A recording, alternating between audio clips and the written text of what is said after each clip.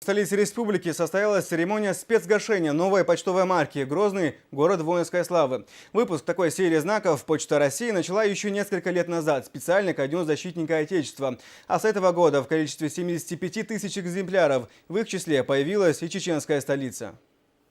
Событие практически историческое. Город воинской славы, Грозный, теперь появился и на почтовых марках. К процессу торжественного гашения здесь почти все готово. Гашение марки – это торжественный выпуск марки в почтовое обращение. То есть это ознаменует тот факт, что марки теперь появились во всех отделениях почтовой связи по всей стране. К выпуску марки выпускается конверт первого дня гашения. Да, это конверт с наклеенной на него маркой. Штемпель. На штемпеле указана дата выхода марки в почтовое обращение. И участники церемонии гашения, они поставят свои подписи на конверте первого дня и поставят оттиск штемпеля на марке, ознаменует выпуск марки, посвященный городу-герою Грозный, почтовое обращение. До церемонии гашения гости, а также представители республиканской власти возложили цветы к мемориальной плите памяти Героя России Ахмата Хаджи Кадырова в память о подвиге человека, сумевшего остановить терроризм в республике.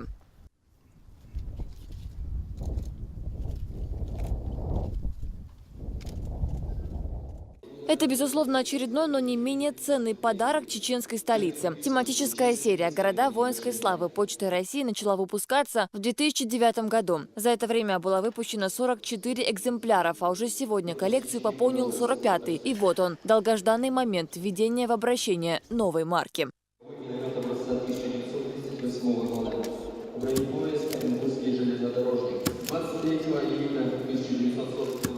В годы Великой Отечественной Грозненская нефть обеспечивала потребности страны в топливе. Его жители трудились на оборонительных сооружениях и тушили пожары после авианалетов. Взять город немцам так и не удалось, поэтому в октябре 42-го они разбомбили грозненские нефтехранилища и нефтеперерабатывающие заводы. Пожары тушили несколько дней, а сам город был похож на горящий котел. За героизм и мужество, проявленные в годы войны, в апреле прошлого года указом президента страны Владимира Путина Грозный становится городом воинской славы. Муслим Хучиев отметил, защитники Грозного в годы Великой Отечественной проявили мужество и героизм в борьбе за свободу своей родины. Этот подвиг чеченский народ повторил снова, когда под руководством Ахмата Хаджи Кадырова встал на борьбу с международным терроризмом. В своем выступлении градоначальник также обозначил особую ценность и значимость события. Это действительно историческое событие. Выпускается марка, которая разлетится, надеюсь, по всей Российской Федерации, не только за пределами республики, будет посвященная именно городу Грозному, городу воинской славы.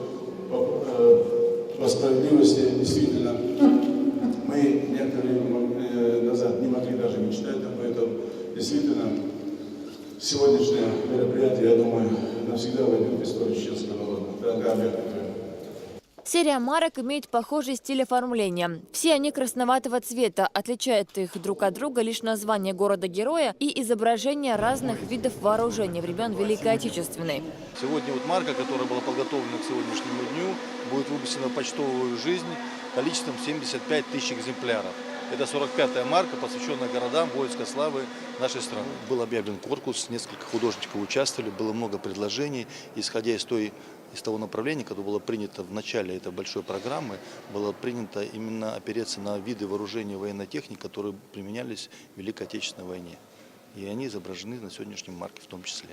Марка уже в ближайшее время поступит в почтовое отделение российских городов. Один из 12 конвертов останется в музее имени Ахмата Хаджи Кадырова. Остальные были подарены ветеранам Великой Отечественной войны и почетным гражданам города. Сразу после торжественного гашения марок состоялась церемония посадки кедра, специально привезенного из Сибири.